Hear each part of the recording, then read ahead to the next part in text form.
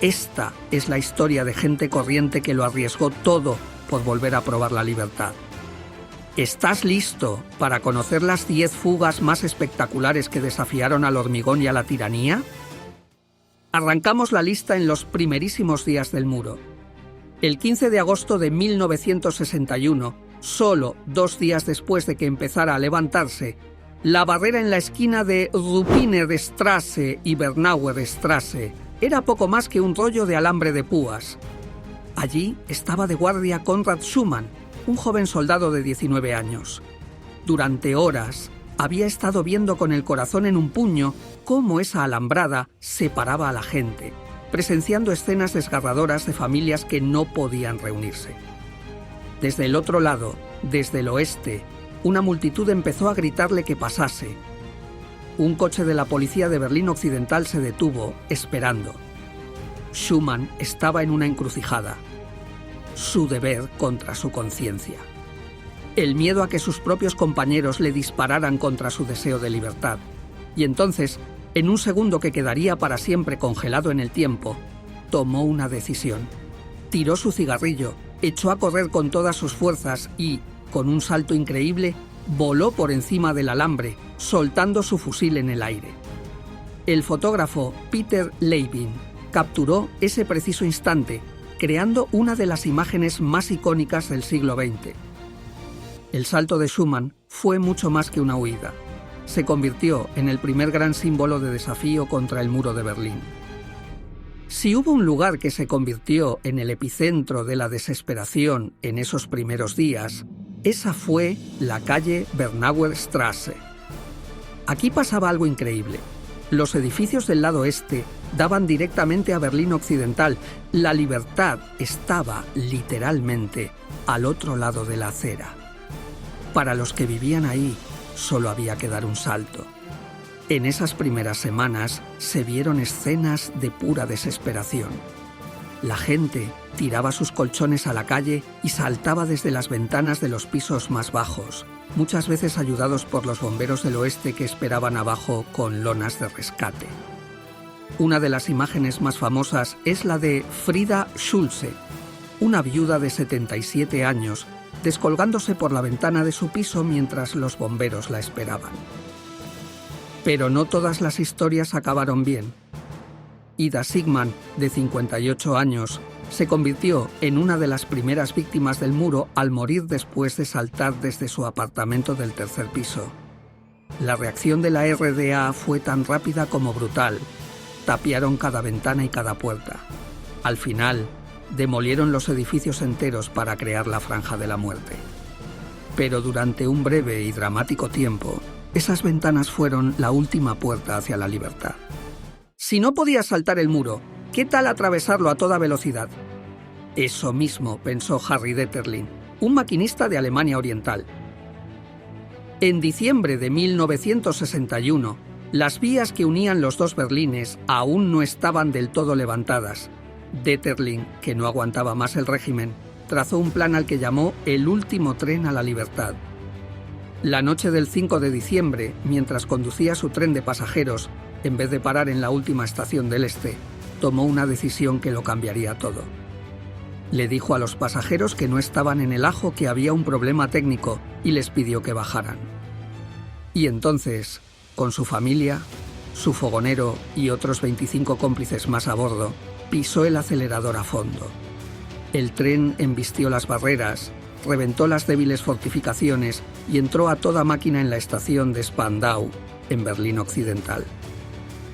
Acababan de protagonizar una de las fugas más masivas y espectaculares de la historia del muro.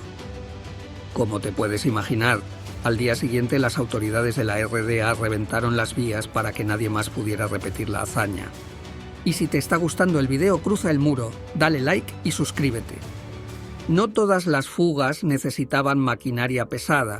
Algunas solo exigían un valor sobrehumano y un equilibrio increíble. Y ese es el caso de Horst Klein, un acróbata de circo atrapado en el este. En diciembre de 1962, Klein, que echaba de menos a su mujer que vivía en el oeste y odiaba la opresión, decidió usar sus talentos de una forma un poquito más arriesgada que entretener al público. Fue hasta un poste de alta tensión en desuso que se levantaba cerca del muro. A pesar del frío y la oscuridad, trepó por el poste hasta casi 20 metros de altura. Una vez arriba, le esperaba el acto final, un cable de acero suspendido sobre la franja de la muerte que llegaba hasta el otro lado. Con el corazón en la garganta, empezó a avanzar, mano sobre mano, balanceándose sobre el abismo. Increíblemente, los guardias no vieron la silueta que se movía en silencio por encima de sus cabezas. Agotado y con las manos destrozadas, se dejó caer en suelo occidental. Había completado una fuga que parecía sacada de un espectáculo de circo y no de la cruda realidad de la Guerra Fría. Pero no todo era Berlín. Para los que vivían lejos de la capital, la costa del mar Báltico también era una frontera fuertemente vigilada, pero para el ingeniero Bernd Böttger, el agua no era un obstáculo, sino su vía de escape.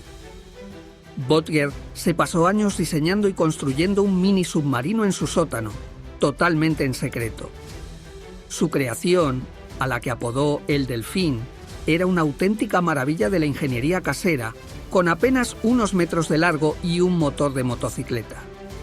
En 1968 llevó su submarino a una playa remota, lo metió en las aguas heladas del Báltico y se sumergió. Durante casi 5 horas navegó bajo el agua, guiándose solo con una brújula y peleando contra las corrientes y un frío que te helaba los huesos. Casi se queda sin oxígeno, pero cuando por fin salió a la superficie, vio un ferry danés. Lo había conseguido. Su increíble viaje submarino lo había llevado hasta Dinamarca y hacia la libertad. A veces, la mejor manera de superar un obstáculo es, simplemente, pasar por debajo. Y esa idea tan brillante se le ocurrió a Heinz Meixner, un joven austriaco que se había enamorado de una berlinesa del este. Cuando las autoridades les negaron el permiso para casarse, Meixner decidió que tenía que sacarla de allí, junto con su futura suegra, de la forma más audaz posible. Alquiló un pequeño Austin Healey Sprite. El plan no era reventar la barrera de Checkpoint Charlie, era pasar por debajo. Para ello, le quitó el parabrisas y desinfló un poco las ruedas, dejando el coche en apenas 90 centímetros de altura. Una noche de mayo de 1963 se acercó al control. Llevaba a su novia en el maletero y a su suegra acurrucada en el hueco que quedaba detrás del asiento. Justo cuando un guardia le hacía señas para que se detuviera a una inspección, Meixner pisó a fondo. Agachó la cabeza y el pequeño coche pasó silbando por debajo de la barrera metálica. Antes de que los guardias pudieran ni siquiera reaccionar, ya estaba en Berlín Occidental, protagonizando una de las fugas más elegantes y cinematográficas que se recuerdan. Si la sutileza no funcionaba, siempre quedaba la fuerza bruta. Wolfgang Engels, un mecánico de 20 años que trabajaba para el ejército de la RDA, decidió que la mejor forma de cruzar el muro era, bueno, con un tanque. Se había ganado la confianza de los soldados, así que en abril de 1963 aprovechó la hora del almuerzo y robó un transporte blindado soviético. Condujo el cacharro por las calles de Berlín Oriental y lo más increíble es que la policía de tráfico, pensando que era una maniobra militar, le iba abriendo paso. Al llegar al muro, le gritó a unos peatones que si querían unirse a él, pero salieron corriendo aterrorizados. Engels apuntó el blindado hacia el hormigón y aceleró.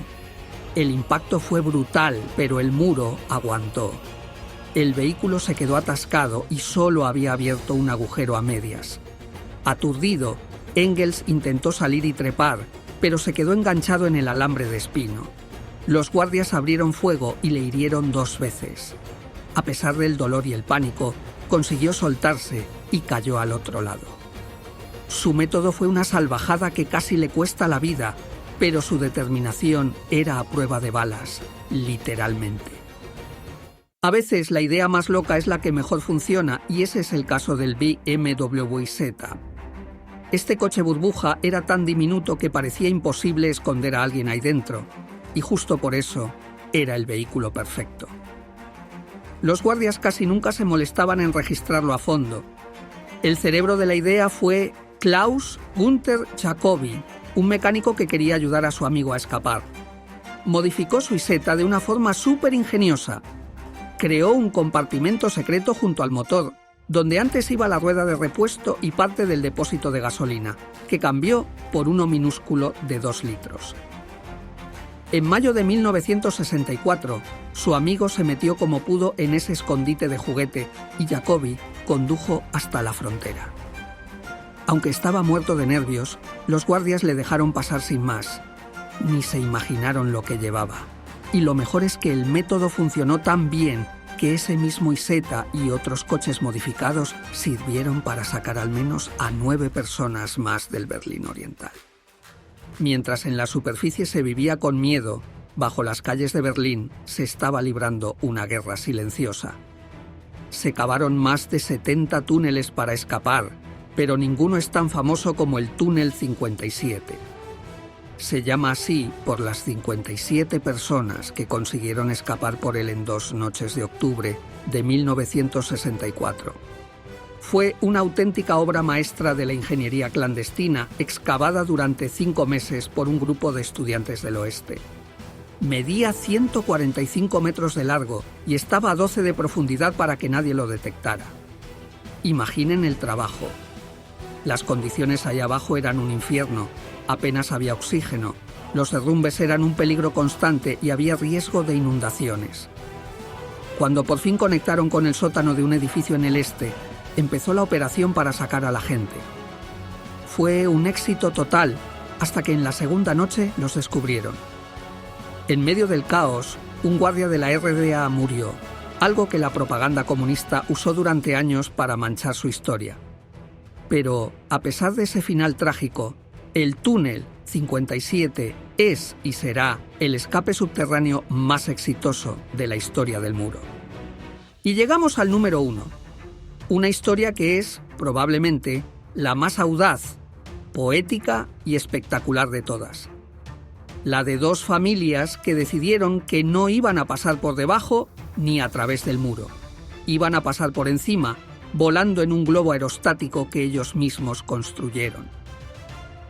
Las familias Strelchik y Wetzel se pasaron año y medio planeando y construyendo su globo en el más absoluto secreto.